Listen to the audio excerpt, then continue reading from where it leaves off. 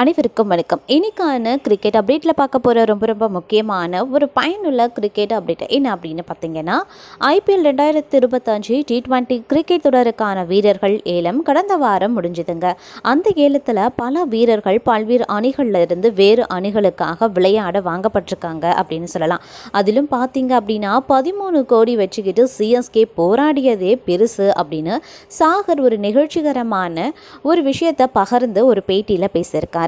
அவர் என்னெல்லாம் பேசியிருக்காரு அப்படிங்கிறத பற்றியும் இன்னும் கிரிக்கெட் பற்றின பல்வேறு பரபரப்பான சுவாரஸ்யமான அப்டேட்ஸை பற்றியும் இன்னைக்கு வீடியோவில் தொடர்ந்து பார்க்க போகிறோம். ஸோ இந்த பதிவு உங்களுக்கு மிக பயனுள்ள விகிதத்தில் இருக்கும். வீடியோக்குள்ளே போகிறதுக்கு முன்னாடி இது வரைக்கும் நீங்கள் நம்ம சேனலை சப்ஸ்கிரைப் பண்ணலைன்னா உடனே சப்ஸ்கிரைப் பண்ணிக்கோங்க. அப்படியே பக்கத்தில் இருக்கக்கூடிய நோட்டிஃபிகேஷனுக்கான பெல் பட்டனையும் ப்ரெஸ் பண்ணிக்கோங்க. சரி நேயர்களே, வாங்க வீடியோக்குள்ளே போகலாம். IPL 2025 T20 கிரிக்கெட் தொடருக்கான வீரர்கள் ஏலம் கடந்த வாரம் முடிஞ்சது. அந்த ஏலத்தில் பல வீரர்கள் பல்வேறு அணிகளில் இருந்து வேறு அணிகளுக்காக விளையாட வாங்கப்பட்டிருந்தாங்க. அந்த வகையில் பார்த்தோன்னா CSK அணிக்காக 2018 முதல் விளையாடி வந்த தீபக் சாகர் அடுத்த வருடம் மும்பை இந்தியன்ஸ் அணிக்காக விளையாட 9.25 கோடிகளுக்காக வாங்கப்பட்டிருக்காரு. வேகப்பந்து வீச்சாளரான அவர் 2018, 2021, 2023 ஆகிய வருடங்களில் CSK தோனி தலைமையில் கோப்பையை வெல்வதற்கு முக்கிய பங்காற்றியிருக்காரு. இருந்தாலும் ஒரு வருடம் 14 கோடிக்கு தக்க வைக்கப்பட்ட அவர் காயத்தால் ஒரு போட்டியில் கூட விளையாடலை. அப்படி அடிக்கடி காயத்தை சந்திக்கிறதுனால இந்த முறை CSK அவரை விடுவித்திருக்காங்க அப்படின்னு கூட சொல்லலாம். ஆனாலும் அவரை ஏலத்தில் வாங்குவதற்கு சென்னை அணி முடிந்த அளவுக்கு போட்டி போட்டிருக்காங்க. இருப்பினும் போதுமான தொகை இல்லாத காரணத்தால் கடைசியில் அவரை மும்பை அணி வாங்கியிருக்கு. இந்த நிலையில் IPL தொடர்லையும் சர்வதேச கிரிக்கெட்லையும் இந்த அளவுக்கு தாம் வளர்வதற்கு MS தோனி முக்கிய பங்காற்றியதாக தீபக் சாகர் தெரிவித்திருக்காரு. மேலும் 2025 ஏலத்தில் வெறும் 13 கோடிகள் இருந்தபோது தம்மை வாங்குவதற்கு சென்னை 9 கோடிகள் வரை கேட்டு கடுமையாக போராடியதாக சாகர் நிகழ்ச்சி தெரிவித்திருக்காரு.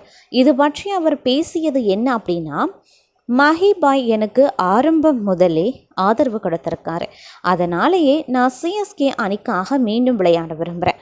ஆனால் என்னுடைய பெயர் ஏலத்தில் 2வது நாள் தான் வந்துச்சு. அதனால் சென்னை அணிக்காக மீண்டும் நான் விளையாடுறது கடினமாகவே இருக்கும் அப்படின்னு ஐடியா எனக்கு கிடைச்சது. இருந்தாலும் 2வது நாள்லையும் அவர்கள் 13 கோடி மட்டும் கையிருப்பு தொகை வைத்திருந்த போது என்னை வாங்குவதற்கு 9 கோடிகள் வரை சென்று போட்டியிட்டாங்க. கடந்த வருடம் என்னுடைய பெயர் ஏலத்தில் ஆரம்பத்திலேயே வந்துச்சு. அதனால் சென்னை என்னை எளிதாக மீண்டும் வாங்கினாங்க அப்படின்னு சொல்லியிருந்தார். அந்த வகையில் இந்த முறையும் தம்முடைய பெயர் ஆரம்பத்திலேயே முதல் நாளில் வந்திருந்தால் சென்னை வாங்கியிருப்பாங்க அப்படின்னு சாகர் தெரிவித்திருக்காரு. ஆனால் 2வது நாளில் வந்ததால் சென்னை அணிக்காக விளையாடும் வாய்ப்பு இழந்ததாக அவர் ஏமாற்றத்தையும் வெளிப்படுத்தியிருந்தார். இதை அடுத்து 5 கோப்பைகளை வென்ற மற்றொரு வெற்றிகரமான மும்பை அணிக்காக அவர் விளையாட உள்ளதும் குறிப்பிடத்தக்க ஒரு விஷயம் அப்படின்னு கூட சொல்லலாம்.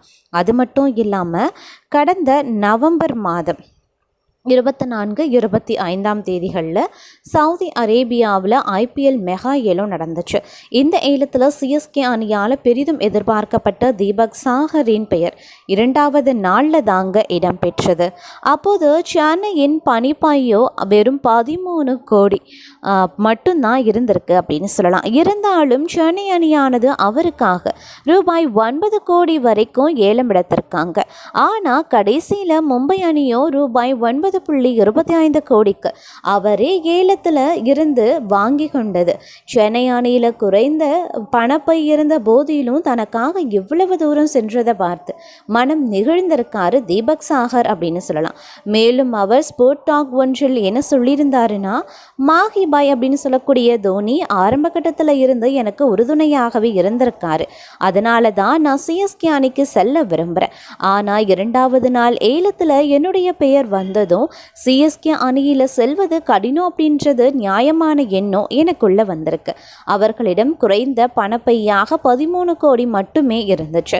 ஆனாலும் அவர்கள் எனக்காக 9 கோடி வரைக்கும் ஏலம் எடுத்திருந்தாங்க. அப்போது எனக்கு புரிஞ்சிருச்சு, என்னை ஏலத்தில் சிஎஸ்கே அணி எடுப்பது சற்று கடினமான ஒரு விஷயம் அப்படின்னு. கடந்த ஆண்டு என்னுடைய பெயர் முதல்ல வந்ததுனால சிஎஸ்கே அணி என வாங்குவதற்கு எளிதாகவே இருந்தது அப்படின்னும் தன்னுடைய வருத்தத்தையும் மகிழ்ச்சியையும் ஒன்றாக பகிர்ந்து பேசியிருந்தார் தீபக் சாகர் அப்படின்னு சொல்லலாம். அது மட்டும் இல்லாமல் IPL 2025 மெகா ஏலத்தில் மும்பை இந்தியன்ஸ் அணியால் ஏலத்தில் எடுக்கப்பட்ட அர்ஜுன் டெண்டுல்கர் தனித்துவமான சாதனையை படைத்திருக்காரு அப்படின்னு கூட சொல்லலாங்க. அதாவது முதல் சுற்றில் விற்கப்படாமல் போன அர்ஜுன் டெண்டுல்கர் கடைசி சுற்றில் மும்பை இந்தியன்ஸ் அணியால் அடிப்படை விலையான ரூபாய் 30 லட்சத்திற்கு ஏலம் எடுக்கப்பட்டார். இடதுகை வேகப்பந்து வீச்சாளரான அர்ஜுன் டெண்டுல்கரை முதல்ல எந்த ஒரு அணியும் ஏலம் கேட்கல. இதனால் அவர் விற்கப்படாமல் போனார். அதுக்கப்புறமா வழக்கம் போல மும்பை இந்தியன்ஸ் அணி அவரை ஏலத்தில் எடுத்திருந்தாங்க. இதன் மூலமாக மும்பை இந்தியன்ஸ் அணி அர்ஜுன் டெண்டுல்கரை 3 வெவ்வேறு ஏலத்தில் வாங்கியும் இருக்கு. அர்ஜுன் டெண்டுல்கரை மும்பை அணி முதல்ல IPL 2021 மினி ஏலத்தில் அவருடைய அடிப்படை விலையான ரூபாய் 20 லட்சத்தில் வாங்கியிருந்தாங்க. மேலும் கடைசியாக ஏலத்தில் வாங்கப்பட்ட வீரர் இவர் தான். அதுக்கப்புறம் IPL 2022 மெகா ஏலத்தில் அர்ஜுன் டெண்டுல்கரை மீண்டும் ஏலத்தில் எடுத்தது மும்பை அணி.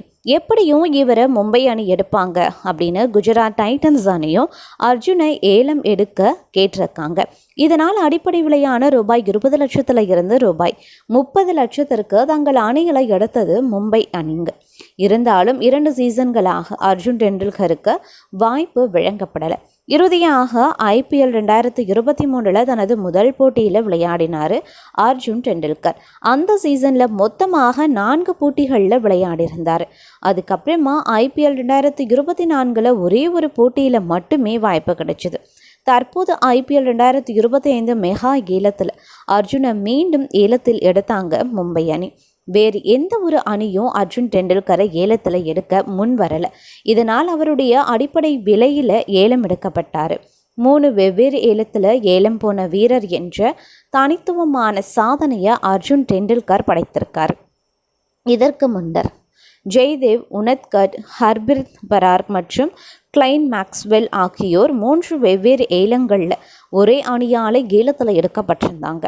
ராஜஸ்தான் ராயல்ஸ் அணி உனட்கட்டை 2 முறை மினி ஏலத்திற்கு முன்பு வெளியிடப்பட்டது.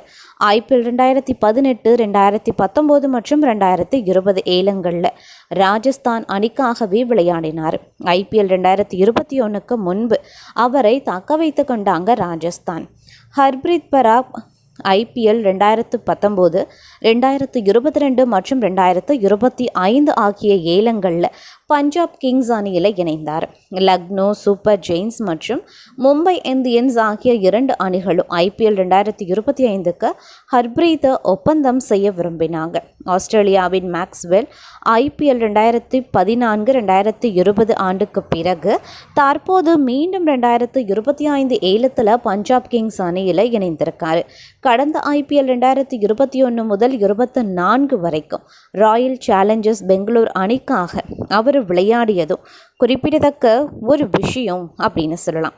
அது மட்டும் இல்லாமல் சச்சின் டெண்டுல்கர், விராட் கோலி, மகேந்திர சிங் தோனி உள்ளிட்ட வீரர்கள் கிரிக்கெட் உலகத்தில் அதிகம் சம்பாதிக்கக்கூடிய வீரர்களாகவே இருக்காங்க.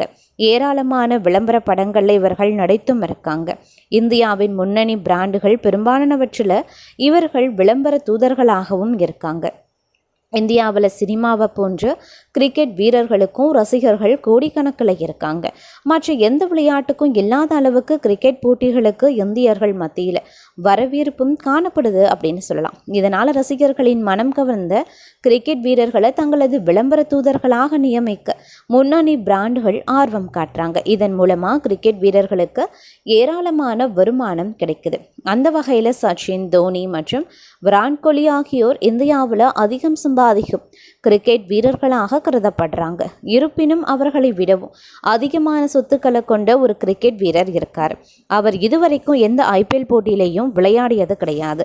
பிஸ்னஸ் மேனாக அவர் அறியப்பட்டதால அவரது கிரிக்கெட் வாழ்க்கை குறித்த தகவல்கள் பெரும்பாலானோருக்கு தெரிந்திருக்கவும் வாய்ப்பில்லை.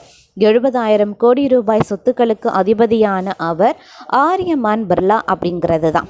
இவர் தொழிலதிபர் குமார் மங்கலம் பிர்லாவின் மகன் ஆவார் அப்படின்னு சொல்லலாம். ஆதித்யா பிர்லா குழுமத்தின் முக்கிய நிர்வாகியாக தற்போது ஆரியமான் பிர்லா செயல்பட்டும் வருகிறார். இவர் தனது கெரியராக கிரிக்கெட் விளையாட்டைத்தான் முதல்ல தேர்வும் செய்திருக்காரு.